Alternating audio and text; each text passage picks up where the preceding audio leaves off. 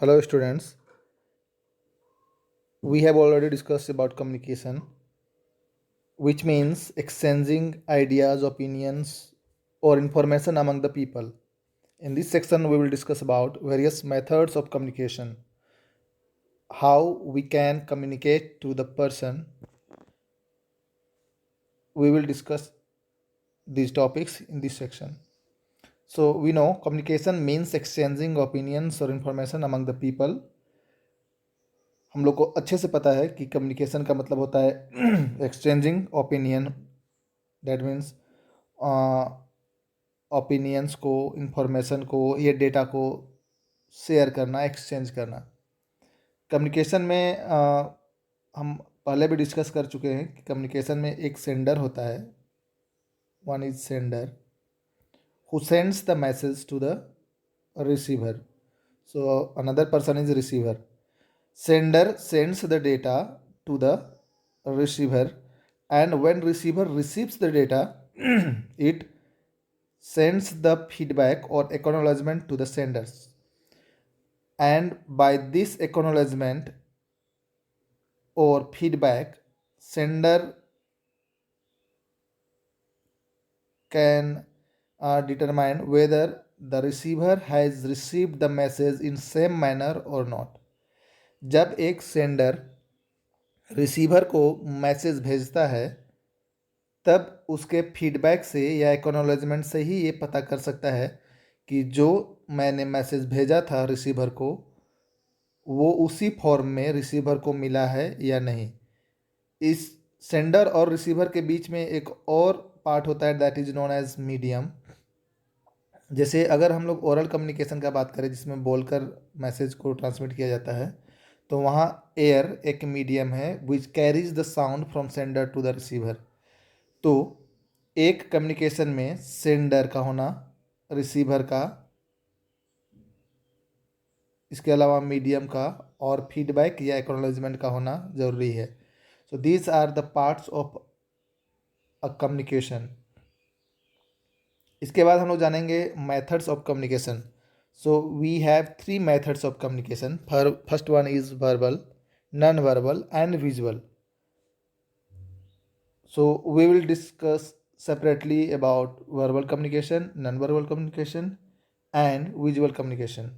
So what is verbal communication? It involves the use of words in delivering the intended message. जो message हमको intended message होता है, जो message भेजना होता है, हम उसके लिए वर्ड्स का यूज करते हैं. इट कैन बी ओरल और रिटन. ओरल भी हो सकता है या रिटन भी हो सकता है. ये ओरल कम्युनिकेशन क्या होता है? The process of expressing information और ideas through spoken words is known as oral communication. जैसे मैं अभी बोलकर आप लोगों तक अपना मैसेज पहुंचा रहा हूं, that is known as oral communication. जब दो पर्सन या बहुत सारे पर्सन एक दूसरे से बात करते हैं तो उसके लिए ओरल कम्युनिकेशन का यूज होता है, जहाँ पे साउंड का यूज होता है. आप जब अपने दोस्त से बात करते हैं सामने बैठकर या टेलीफोन में, तो वो एक ओरल कम्युनिकेशन का पार्ट है. सो ओरल कम्युनिकेशन का कुछ एग्जांपल्स: टेलीफोनिक कन्वर्सेशन, जिसमें हम अपने दोस्तों से या किसी ऑफिशियल बात को या किसी भी तरह की बात को हम टेलीफोन में बात करते हैं, that is known as oral communication. Video conferencing, जिसमें हम लोग आप देखे थे कि जिसमें एक पर्सन बैठा होता है और बाकी लोग उसको देख पाते हैं, या फिर इसको वीडियो चैट के जैसा भी हम समझ सकते हैं. वॉइस मेल भेजना, स्पीच देना, सेमिनार लेना, ग्रुप डिस्कशन और सिंपल कन्वर्सेशन, ये सारा पार्ट ओरल कम्युनिकेशन का है. ओरल कम्युनिकेशन में बहुत सारा खासियत होता है. जैसे ओरल कम्युनिकेशन का खासियत ये होता है कि ओरल कम्युनिकेशन ज़्यादा इफ़ेक्टिव होता है. ओरल कम्युनिकेशन में हम अपने फीलिंग्स को ज़्यादा इफ़ेक्टिव वे में शेयर कर सकते हैं. It is the most natural form of communication than the written form. ये ज़्यादा नेचुरल फॉर्म है. ओरल कम्युनिकेशन में हमको फीडबैक तुरंत मिलता है. जैसे अगर हम एक दूसरे से बात कर रहे हैं तो हमको क्विक रिस्पॉन्स मिलता है. तो अभी हम लोग जानेंगे कि क्या क्या फैक्टर्स हैं जो ओरल कम्युनिकेशन के इफ़ेक्टिवनेस को डिटरमाइन करता है.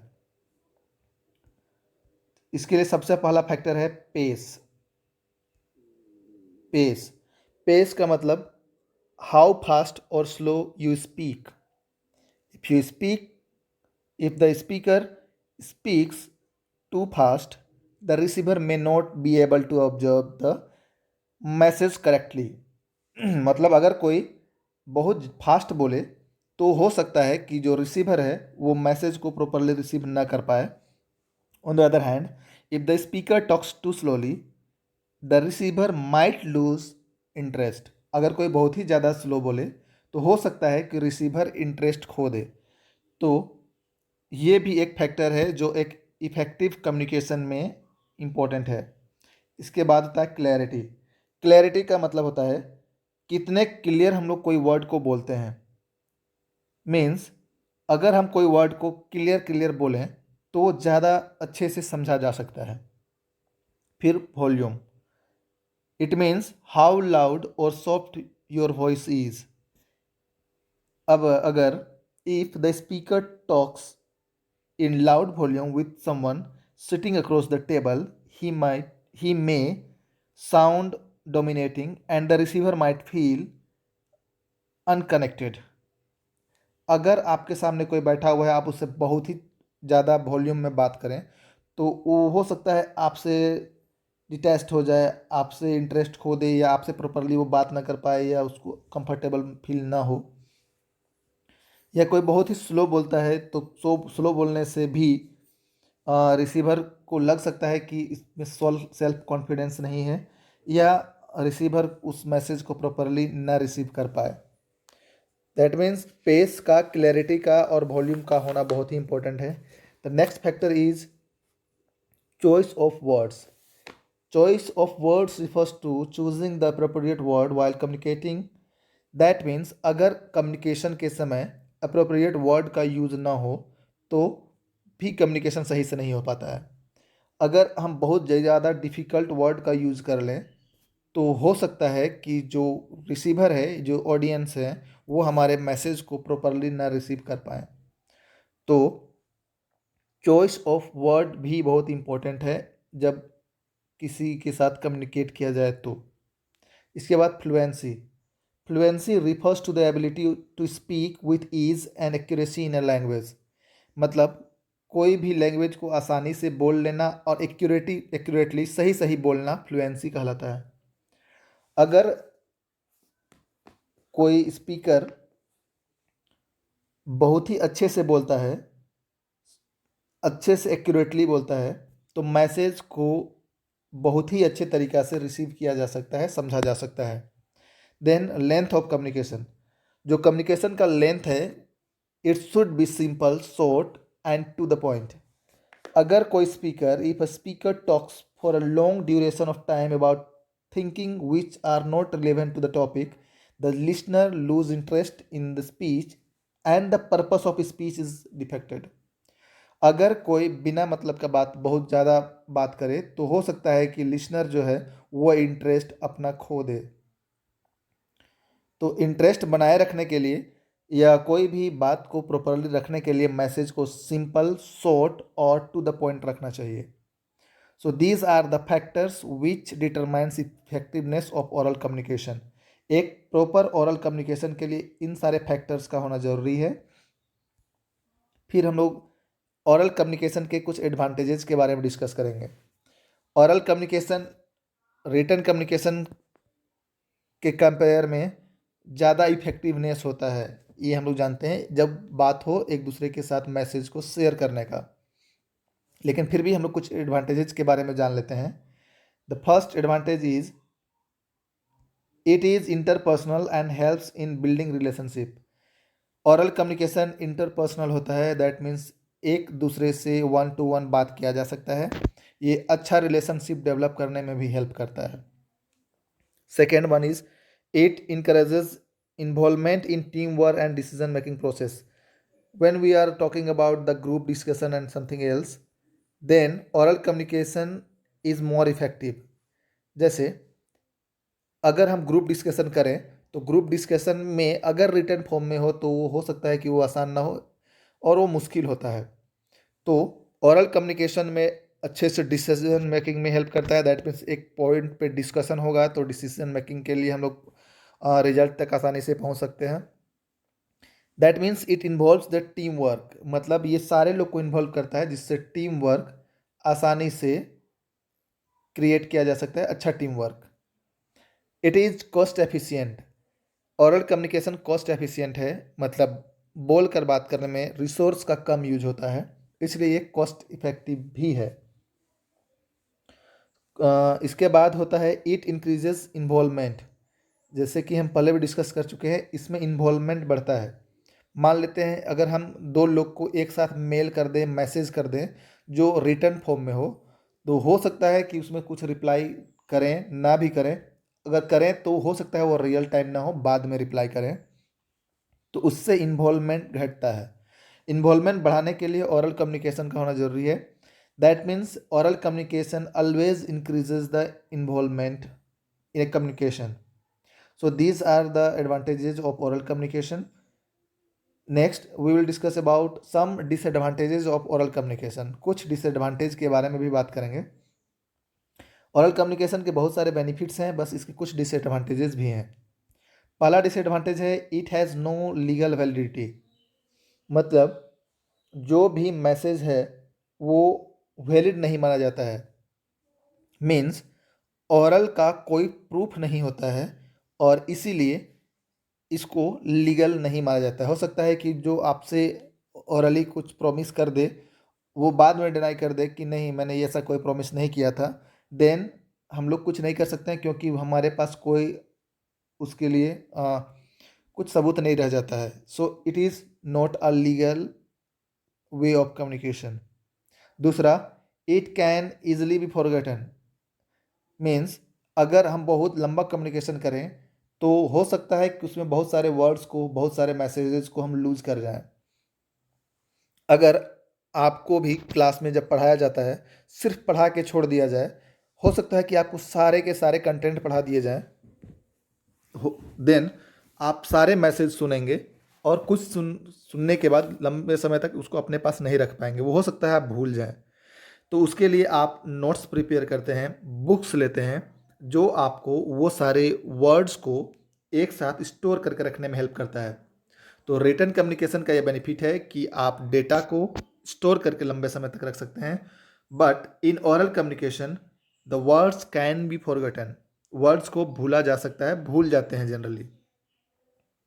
इसके बाद होता है it is not suitable for lengthy messages, जब बहुत लंबा मैसेज हो तो उसके लिए भी सुटेबल नहीं है।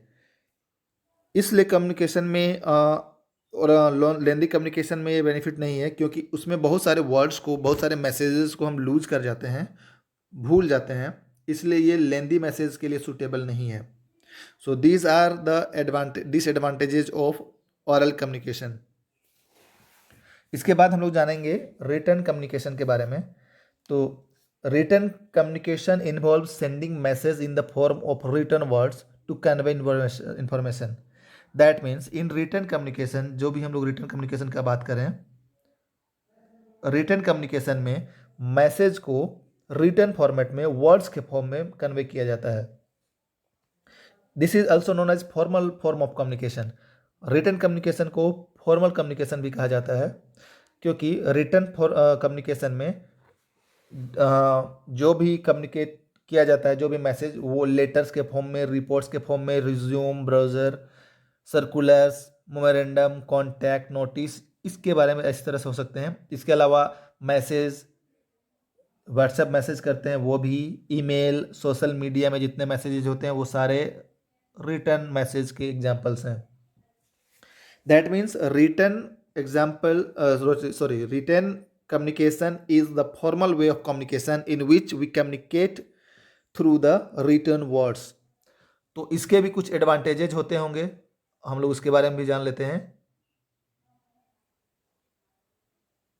रिटर्न का एडवांटेज ये होता है कि written communication allows the sender to send the message clearly in the form of comprehensive messages.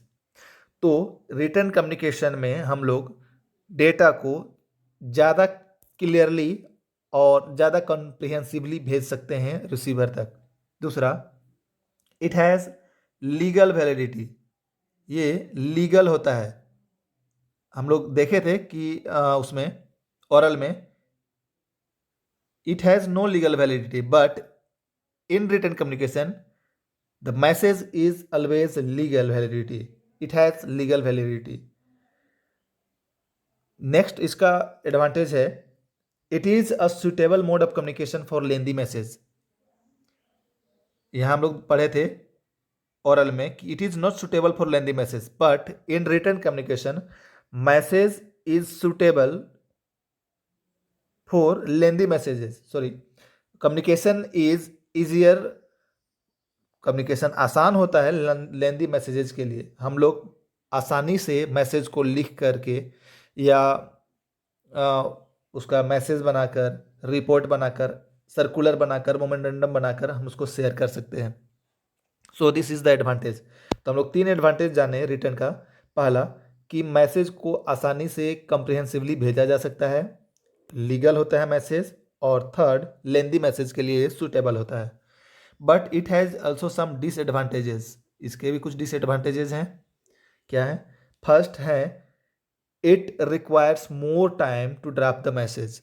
Oral communication में बोलकर मैसेज को डिस्पैच करना आसान होता है, कम समय लगता है, बट रिटन कम्युनिकेशन में लिखने में समय लगता है, सो इट इज लेंदी। दूसरा, रिटन कम्युनिकेशन में इन्वॉल्व पोस्टेज कॉस्ट। जब हम लोग मैसेज को भेजें, लेटर को भेजें, तो पोस्टल कॉस्ट भी लगता है इसमें। और थर्ड, ये डिसीजन मेकिंग में बहुत ज़्यादा हेल्पफुल नहीं है, क्योंकि इसमें रियल टाइम फीडबैक नहीं मिलता है। तो रिटन और ओरल कम्युनिकेशन दोनों के कुछ एडवांटेजेस एंड कम कुछ डिसएडवांटेजेस हैं। दोनों जो रिटन एंड ओरल कम्युनिकेशन है वो दोनों फॉर्म ऑफ वर्बल कम्युनिकेशन है। तो वर्बल कम्युनिकेशन के 2 पार्ट्स पढ़े हम लोग, oral communication and written communication. ओरल कम्युनिकेशन में मैसेज को स्पोकन वर्ड्स के थ्रू सेंड किया जाता है, और रिटन कम्युनिकेशन में मैसेज को रिटन वर्ड्स के फॉर्म में सेंड किया जाता है। अब वर्बल कम्युनिकेशन के बाद हम लोग नॉन वर्बल कम्युनिकेशन के बारे में डिस्कस करेंगे। नेक्स्ट वीडियो में आप देख पाएंगे वर्बल कम्युनिकेशन और विजुअल कम्युनिकेशन क्या होता है, उनके क्या एडवांटेजेस एंड डिसएडवांटेजेस होते हैं। Thank you.